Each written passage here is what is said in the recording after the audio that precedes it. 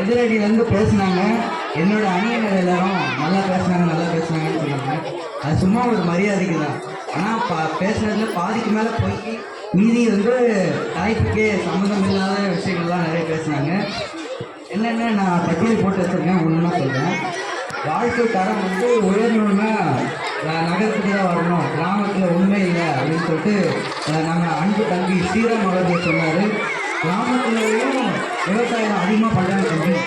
இந்தியாவோட 70% எக்கனாமியே விவசாயத்தை நம்பி தான் இருக்குது. அப்போ நீங்கள் வந்து கிராமத்தில் வந்து வாழ்க்கை தேவை இப்போ தானே போனேன் போலையா அது வந்து ஏற்றுதான் முடியும். அதோட ஜனனி வந்து சொன்னாங்க, சில இடத்துலலாம் வந்து அடுப்பில் வந்து பொங்கல் வைக்கிறாங்க நகரத்தில் அப்படின்னு சொல்லிட்டு அவங்களுக்கே தெரியாமல் அவங்க என்ன அன்னைக்கு வந்து சாதகமாக பேசிட்டாங்க. அதுக்கு நான் என் நன்றியை தெரிவிச்சுக்கிறேன்.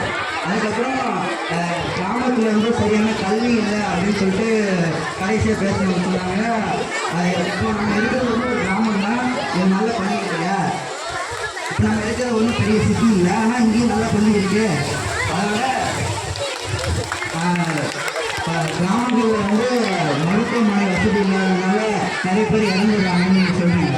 நாங்கள் என்ன சொல்கிறோம்னா, நகரத்தில் இருக்கிறது தான் வந்து நோய்கள் வர்றதுக்கே காரணம்னு சொல்கிறோம். பொல்யூஷன், அதோட இது எந்த வேலையும் வந்து உடனே செய்கிறதில்லை, எல்லாமே மிஷின் தான் செய்யுது. உட்கார்ந்த இடத்துலேருந்தே வேலை செய்கிறீங்க. அதெல்லாம் செஞ்சால் எப்படி இது உடல் ஆரோக்கியமாக இருக்கும். கிராமத்தில் இயற்கை முறையில் இருக்கிறதுனால நாங்கள் ஆரோக்கியமாக இருக்கோம். அந்த மாதிரி வசதியெல்லாம் கிராமத்தில் தேவையே இல்லை. வரும் முன் காப்போம்னு சொல்லியிருக்காங்க, நீங்கள் வர வச்சு அதுக்கப்புறம் காப்போம்னு சொல்கிறாங்க. இது என்ன ஒரு நியாயமாக இருக்குது? இதெல்லாம் வந்து உங்களுக்கே சரியாக இருந்தால் சரி, நீங்களே எங்கள் அணிக்கு மாறி வந்ததுனால வந்துடலாம். இப்போ கூட நான் அனுமதி தரேன். அதோட நானும் நிறைய பணம் எடுத்து வச்சுருக்கேன். இதில் என்னன்னா, 40 வயசுக்கு மேலே ஆனாலே இப்போ நோய் இல்லாமல் இருந்தாலே போதும், அதுவே வந்து பெரிய மகிழ்ச்சி அப்படின்னு நினைக்கிறாங்க. ஏன்னா நகரத்தில் வந்து நகரத்தில் 40 வயசுக்கு மேலே யாருமே நோய் இல்லாமல் இல்லை. எல்லாருக்குமே வந்து ஏதாவது ஒரு நோய் இருக்குது. சுகர், கொழுப்பு எல்லாமே இருக்குது. அதெல்லாம் வந்து கிராமங்களில் இல்லை. ஏன்னா இந்த கிராமங்களில் வந்து இயற்கையான சூழ்நிலை இருக்குது, எல்லாருமே வந்து நல்லா உழைக்கிறாங்க. அதனால் அவங்களுக்கு அந்த மாதிரி நோய்கள்லாம் வரதில்லை. இவ்வளோ ஏன் சென்னை மாதிரி நகரங்களை விடுங்க, டெல்லி மாதிரி நகரங்களில் ஆர்ஆர் ஈவென்ட்னு சொல்லிட்டு ஒரு சட்டம் போட்டிருக்காங்க. என்னென்னா, டெய்லி வந்து நம்ம வாகனங்களில் எங்கேயாவது வெளியே போகிறோம்னா அதில் வந்து ஒரு நாள் வந்து ஆட் நம்பரில் முடிகிற வாகனங்கள், அந்த பிளேட் நம்பர்லாம் வந்து ஆட் நம்பரில் முடியறதெல்லாம் போகணும். அதுக்கு இன்னொரு நாள் வந்து ஈவன் நம்பரில் முடிவு போகணும். நடுத்தர வர்க்கத்தில் இருக்கிறவங்க நகரத்தில் எப்படி 2 வண்டியாக வச்சுட்டு ஒரு நாளைக்கு ஆடில் இருக்க வண்டியில் போயிட்டு இன்னொரு ஈவனில் இருக்க வண்டியில் போக முடியும். பொல்யூஷனை குறைக்கிறதுக்காக இந்த மாதிரி ஒரு சட்டம் வந்து டெல்லியில் போட்டிருக்காங்க. நகரங்களில் வந்து ரொம்ப எல்லாம் நட்புறவாக இருக்காங்க அப்படின்னு சொல்கிறாங்க. எப்படி ஃபேஸ்புக்கில் வீடியோ காலில் தான் வந்து நீங்கள் வந்து நட்பு வளர்க்குறீங்களா? எங்கே போகிறீங்க? வந்து பக்கத்து வீட்டுக்காரங்களே சகஜமாக பேசிக்கிட்டே நட்பு வளர்ப்போம். நீங்கள் வந்து வீடியோ கால்லையும் ஃபேஸ்புக்லேயும் மட்டும்தான் நட்பு இதெல்லாம் இது பண்ணுவீங்க. எனக்கு அப்புறம் ஒருத்தர் பேசுகிறாங்க, நான் வந்து அவங்க அணிலேருந்து ஃபஸ்ட்டு பேசுகிறோம், அப்போ நான் கடைசியில் பேச முடியும். அவங்க சொல்கிற பொய்களையும் வந்து உங்களுக்கு விளக்கலான்னு இருந்தேன். ஆனால் இப்போ மாறி வந்ததுனால அடுத்து அவங்க என்ன பொய் சொல்கிறாங்களோ அதை நீங்கள் கேட்டு தான் ஆகணும். நன்றி, வணக்கம். அருமையான கருத்து, ஒவ்வொன்றும் மனதில் பதிய வைக்கக்கூடிய கருத்து இல்லைங்களா? வீட்டில் என்னதான் வந்து உடன்பிறந்தவங்களாக இருந்தாலும் சரி, கருத்துன்னு வந்துட்டாலோ இல்லை காரியம்னு வந்துட்டாலோ சண்டை தான் இல்லையா? அதனுடைய கருத்துக்கு எதிர்கருத்தாக அவங்க மல்லுக்கட்ட வராங்க. அந்த நகரமே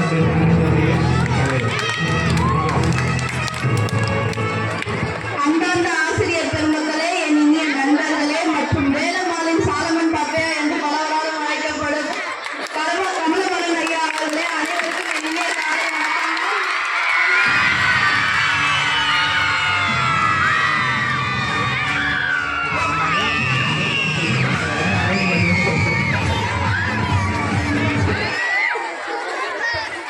எனக்கு எப்பவுமே எங்க அண்ணன் கிட்ட பிடிச்சது என்னன்னா, என்ன பேசினா நம்புறவங்களே பேசுவாங்க.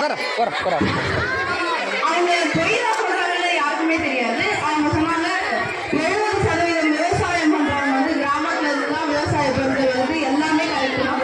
ஆனா வந்து ஏன் அடுத்த தலைமுறை வந்து மேற்படிப்புக்காகவும்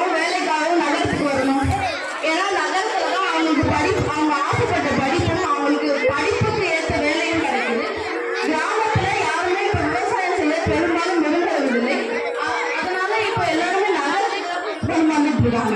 கிராமங்கள்ல மருத்துவமனைகளே பொதுவாக இருக்காது. அப்படியே மருத்துவமனைகள் இருந்தாலும் அதுல வந்து நவீன வசதி இருக்காது. என்னதான் கிராமங்கள்ல வந்து இயற்கை மருத்துவம் அப்படின்ற ஒரு இது இருந்தாலும் இது இங்கிலீஷ் மருத்துவம் வந்து எல்லாருமே வந்து எல்லா நோய்களையுமே குணப்படுத்திக்கிறது. அதனால இந்த கிராம மருந்துகள் வந்து இப்ப வந்து கொஞ்சம் கொஞ்சமா அழிஞ்சுக்கிட்டு வருது.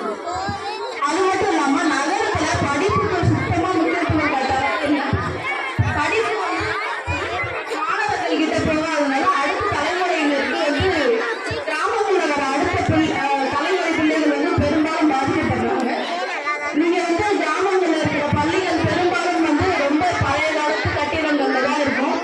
நீங்க அது பள்ளிகள்ல மாணவர்கள் படிக்கிறதுக்கான அடிப்படை தேவைகள் எதுவுமே அங்க இருக்காது. எப்போதுமே கிராமம் வந்து வணங்கத்தக்கது தான், ஆனா வாழத்தக்கது இல்லை. வாழ்க்கையில ஏதோ ஒரு பாகம் எல்லாம் கிராமத்துல இருக்கலாம், சந்தோஷம் தரலாம். உதாரணத்துக்கு குழந்தை பருவம் மாதிரி. ஆனா நம்ம வாழ்க்கை கிராமத்திலே இருந்தால் நிச்சயமா அது சந்தோஷம் தராது. நகர வாழ்க்கை என்பது கிராம வாழ்க்கை கூட்டுப்புற வாழ்க்கை மாதிரி, நகர வாழ்க்கை என்பது பட்டாம்பூச்சி வாழ்க்கை மாதிரி, கிராம வாழ்க்கை என்பது குடிசை வாழ்க்கை, நகர வாழ்க்கை என்பது ஒரு அரண்மனை வாழ்க்கை, கிராம வாழ்க்கை வசதியில் ஒரு சிறு ஊட்டு மாதிரி, ஆனால் நகர வாழ்க்கை வசதியில் ஒரு குற்றால அறை மாதிரி என கூறி வாய்ப்புக்கு நன்றி கூறி விடைபெறுகிறேன். நன்றி, வணக்கம். மிக்க மகிழ்ச்சி. அனைவரும் அவங்களுடைய அணியினுடைய கருத்துக்களை வந்து சொல்லியிருந்தாங்க. இப்ப வந்து பாத்தீங்கன்னா எவ்வளவுதான் வாழ்க்கை தரம் உயர்ந்திருந்தாலும் ஒரு சொல்லாடல் வந்து நீங்க அதிகமா கேள்விப்பட்டிருப்பீங்க. சரிங்களா? உணவு முறை மாறிடுச்சு, உணவு பழக்க வழக்கங்கள் மாறிடுச்சு, பண்பாட்டு நெறிமுறை மாறிடுச்சு, எல்லாமே மாறிடுச்சு. ஆனா இருந்தாலும் நகரத்துல இருக்கிறவங்களும் கிராமத்தை நோக்கி திரும்புவதற்காக இந்த ஒரு வார்த்தை நீங்க கேள்விப்பட்டிருப்பீங்க, நாட்டு அப்படின்னு. அதாவது என்னன்னா, முன்னாடி நாட்டு அப்படின்ற ஒரு போரானது நாட்டு சர்க்கரையில மட்டும்தான் தொடங்குச்சு. இப்போ பாத்தீங்கன்னா எந்த கடைக்கு போனாலும் சரி, நாட்டு சர்க்கரை, நாட்டு காய்கறி, நாட்டு தக்காளி, அதனுடைய ரிஃப்ளெக்ஷன் எதனால அந்த மாதிரியான சொல்லாடல் எல்லா இடத்துலையுமே அந்த மாதிரியான சொற்களை பயன்படுத்துகிற போது வியாபாரமும் அதிகமாகுது. ஏன் அப்படின்னா அவை எல்லாமே இயற்கை முறையில் நுழைந்தது என்ற ஒரு நம்பிக்கை, மூடநம்பிக்கைன்னு கூட சொல்லலாம். அப்படின்ற ஒரு நம்பிக்கை வந்து எல்லார் மனதிலும் பதிவிட்டு அந்த இயற்கை முறை எங்க இருக்கும்? பெரும்பாலும் கிராமப்புறங்கள்ல மட்டும்தான் இருக்குங்க. சரிங்களா? அந்த கிராமப்புறத்தில் இருக்கக்கூடிய சூழல் அப்படிங்கிறது மிக உன்னதமானது. நீங்க சொன்னீங்க அது வந்து ஒரு நகர்ப்புற வாழ்க்கை அப்படின்றது ஒரு அரண்மனை மாதிரி. அரண்மனை அப்படின்றது பாதுகாப்பா இருக்கணும். ஆனா எந்த நகரத்துல இருக்கக்கூடிய மக்கள் தங்களுடைய பிள்ளைகளை மிகவும் பாதுகாப்பான சூழல் அப்படின்னு சொல்லிட்டு வெளியே போய் படிக்க வைக்கிறாங்க, இல்ல வெளியே அனுப்புறாங்க. கிராமப்புறங்கள்ல வந்து பாத்தீங்கன்னா ஒருத்தவங்க வீட்டுல இருந்து யாரும் விருந்தாளியோ இல்லை வேற எங்கேயும் வெளியே போயிருந்தாங்க அப்படின்னு சொன்னா நம்மளுடைய உறவினர்கள் இருக்கிறாங்க, நம்மளுடைய அக்கா தங்கச்சி இருக்கிறாங்க, பக்கத்துல இருக்கிறவங்க நம்ம குழந்தைகளை பார்த்துப்பாங்க, நம்ம கூட பார்த்துப்பாங்க, அதை நம்பி வந்து என்ன பண்ணுவாங்க, அவங்க குழந்தைகளை வீட்டுக்கு போவாங்க. ஆனா நகரங்கள் அந்த மாதிரியான எந்த விதமான ஒரு பாதுகாப்பான உணவு இருக்காது. சரி, எனவே அனைவரும் அவரவர்களுடைய கருத்துக்களை மிக அழகாக வாதத்தன்மையோடு வைத்தார்கள். என்னுடைய தீர்ப்பு கூற வேண்டிய நேரம் இது இல்லையா? அதுக்கு முன்னாடி உங்களுடைய கருத்துக்களையும் உங்களுடைய ஆலோசனை நான் கேட்க விரும்புகிறேன். நீங்க என்னுடைய இடத்தில் அமர்ந்தா நீங்க என்ன கருத்து, என்ன எந்த அணி வெற்றி பெற்றதா நீங்க அறிவிச்சிருப்பீங்க? கிராமமா நகரமா?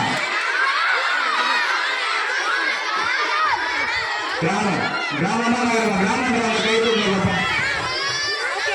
நகரம் அப்படின்றாங்க.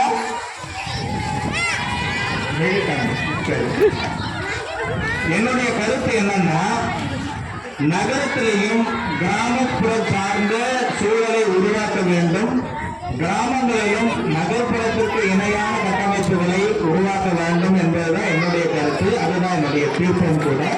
ஆனால் பெரும்பாலும் என்னுடைய தீர்ப்பானது பண்டிகைகள் கொண்டாடுவதற்கும் வாழ்க்கை முறை சிறப்பதற்கும் சிறந்த இடமானது கிராமமே என்று தீர்ப்பு கூடி உங்கள் அனைவருக்கும் நன்றி கூறி விடைபெறுகிறேன். அனைவருக்கும் இனிய தமிழகத்தில் தமிழ் புத்தாண்டு நல்வாழ்த்து.